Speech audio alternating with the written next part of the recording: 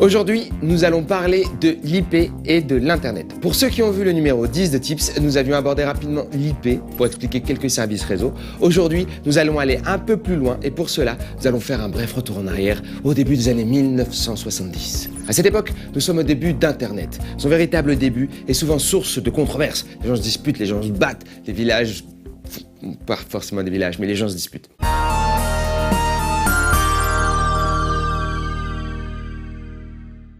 Ce qui est sûr, c'est que deux projets ont été précurseurs dans son développement, à savoir le projet ARPANET aux États-Unis et le projet Cyclade en France dans les années 1968 à 72. Mais comme l'IP et Internet, c'est quelque chose de complexe, je vais appeler le cerveau de cette émission. Une fois n'est pas coutume, mesdames et messieurs, vous allez voir le visage de l'homme qui sait les choses. Nous allons appeler Kevin. Bonjour Kevin. Bonjour Yacine. Oh, c'est formidable de vous voir en vrai. Ouais, bon, je sais pas, c'est formidable, mais... Ouais, c'est bien, moi je suis content en tout cas. Donc vous allez nous parler d'Internet. Je sais pas pourquoi je vous vois. Je sais pas, pourquoi tu me vois? Ben ouais, j'arrête de vous voir. Alors, comment c'est né? Parce que là j'ai parlé d'ARPANET et de Cyclade. Est-ce que tu peux nous donner des détails sur ARPANET et sur Cyclade? Alors, ARPANET, en fait, c'est un projet qui a été commandé par le DARPA, donc le service de recherche du département de la défense américain, pour relier des bases militaires entre elles. Et ils ont bossé en collaboration avec plusieurs universités américaines pour aussi donc en faire un réseau pour connecter toutes les universités entre elles. Il n'y avait pas beaucoup de jeux. À l'époque, l'informatique, c'était beaucoup de terminaux avec du texte, c'était pas très funky. Et on avait Cyclade. Alors Cyclade, c'est un peu particulier. Ça, c'est la France. C'était un projet qui était supposé concurrencer ARPANET, mais il a été abandonné au profit du développement d'une technologie qu'on connaît bien en France qui s'appelle le Minitel. D'accord. Voilà. Est-ce que c'est une bonne idée ou pas? Je ne sais pas. Mais alors, quel est le lien entre tout ça et les adresses IP? Alors en fait, IP, ça veut dire Internet Protocol.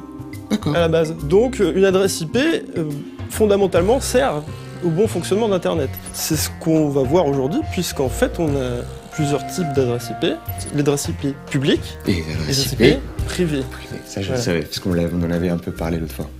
Donc, qu'est-ce qu'une adresse IP publique en premier lieu? Eh bien, l'adresse IP publique, c'est l'adresse IP qu'on a sur Internet. C'est-à-dire que c'est l'adresse IP qui est visible par tout le monde. Au contraire, une adresse privée, c'est une adresse domestique, donc à la maison, qu'on partage avec personne, en principe. C'est le rôle principal d'une adresse IP, c'est de faire communiquer plusieurs périphériques entre eux, que ce soit un ordinateur, une imprimante, comme tu l'as dit, ou n'importe quoi d'autre, même un téléphone. Hein. Donc ok, on a deux trucs, l'IP privé, l'IP public. Voilà. Le www, c'est européen aussi.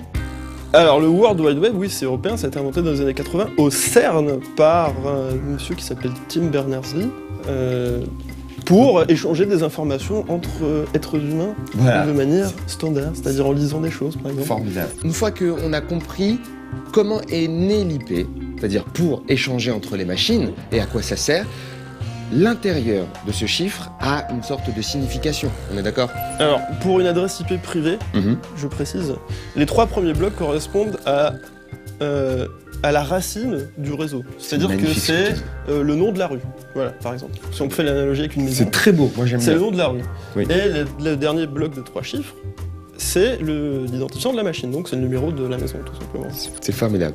Cette analogie postière m'émeut. Oui.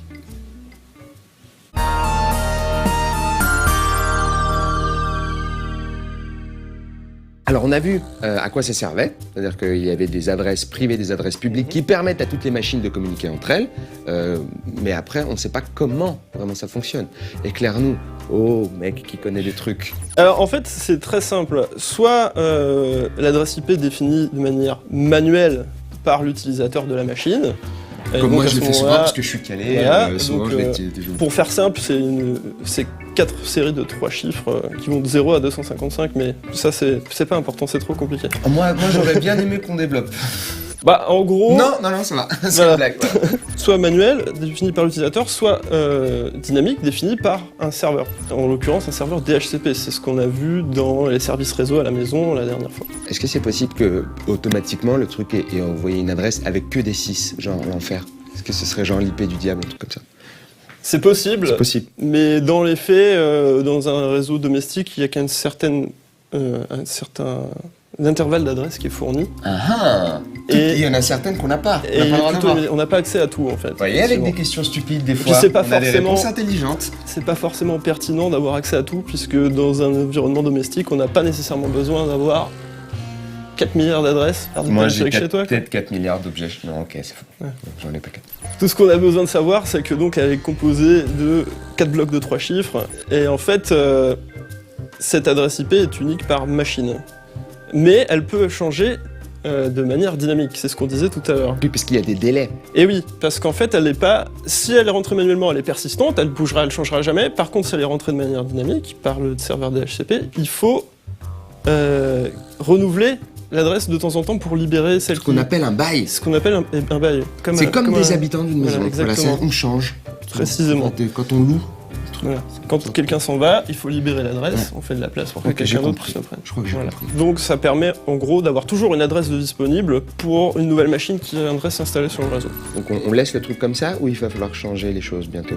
Pour l'instant, on est dans ce qu'on appelle la version 4 d'IP, donc qui fait des blocs de 3 chiffres, Très bien. et on va passer à la version 6 d'IP. Il n'y a Mhm. pas eu de version 5 puisque c'est une version de développement, Ouais. qui va permettre d'avoir accès à quelque chose comme plus de 6000 milliards d'adresses Ouais. par millimètre carré de surface terrestre. Sinon, plutôt que faire ça, on peut effacer Internet. On peut effacer Internet, mais ça va être compliqué C'est relou. pour travailler tout Ouais. ça, quoi. Ouais, c'est vrai.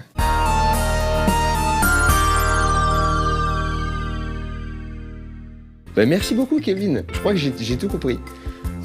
Je crois. Je vais faire une rédaction sur du papier et je vais vous l'envoyer à la production. C'était Tips. Et c'était tout. Bravo. Waouh. Il suit sa propre émission.